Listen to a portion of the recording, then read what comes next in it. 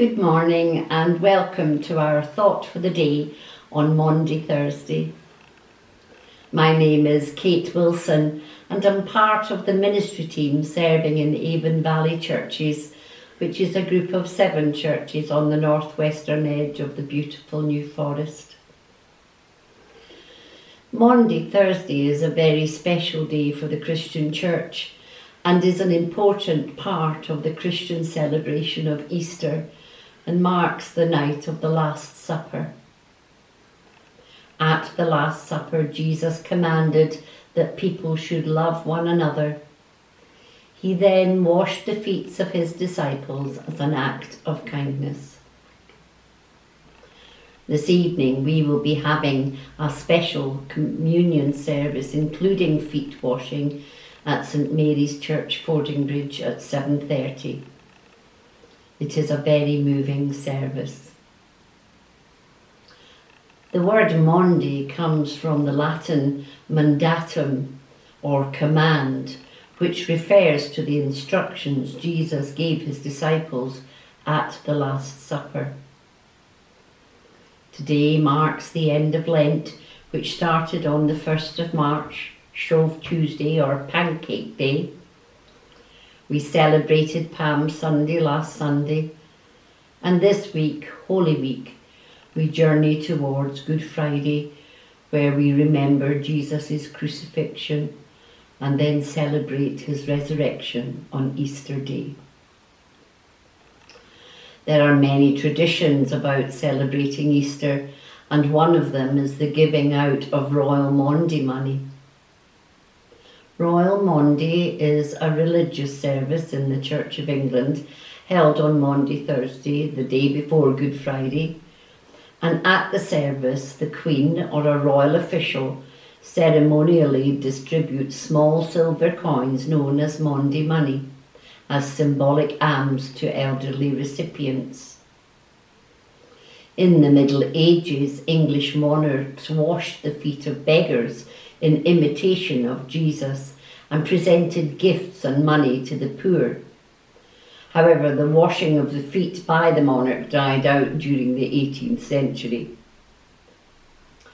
Over time, additional money was substituted for the clothing and other items that had once been distributed. King George V started to make it the custom that the monarch should do the distribution, and he started it in 1932. Traditionally, the service was held in or near London, in most years in the early 20th century at Westminster Abbey. This year, sadly, our Queen will not be attending, and Prince Charles will be her representative. Queen Elizabeth has only been absent 4 times in her reign prior to this year, and she started the custom that the service should be held in different cathedrals every year. Recipients were once chosen for their poverty and were entitled to remain as Maundy recipients for life. Today, new recipients are chosen every year for service to their churches or communities on the recommendation of clergymen or women of various Christian denominations held in the service over the year. There were no services held over the past 2 years, and the recipients were sent their gifts by post. The coins are presented in 2 leather purses, a white one containing coins to the value of the same number of pence as the years of the monarch's age, and a red purse containing a £5 and a 50p coin. In most years there are fewer than 2,000 complete sets of Maundy money, and they are highly sought after by collectors.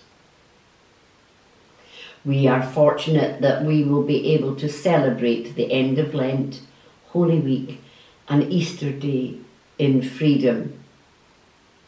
Many countries have different traditions to celebrate Easter, and I found out that in Ukraine people throw water over each other on Easter Monday. It's known as Wet Monday and happens in other countries like Poland as well. It is a tradition relating to the baptism of a Polish prince hundreds of years ago. I just wonder if that celebration will be going on this year. Orthodox Easter Day in Ukraine is different from the Western Church and follows the Orthodox Christian Church's calendar. Easter will be celebrated on April the 24th this year. Usually people attend a special Easter service and get together with family and friends to eat lamb, walnut pound cake and painted eggs that were prepared earlier. Maybe not this year in those areas affected by bombing and attack. Pope Francis has used this Palm Sunday address to call for an Easter truce in Ukraine as he lamented the folly of war. He says, "Let an Easter truce begin, but not to reload the weapons and resume the fight.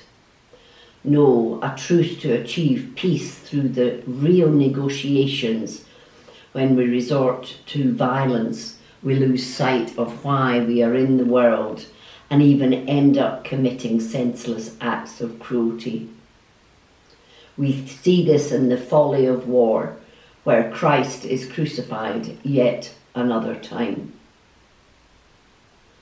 As we celebrate our Lord's glorious resurrection, let us keep those involved in this year, in this war, in our thoughts and prayers.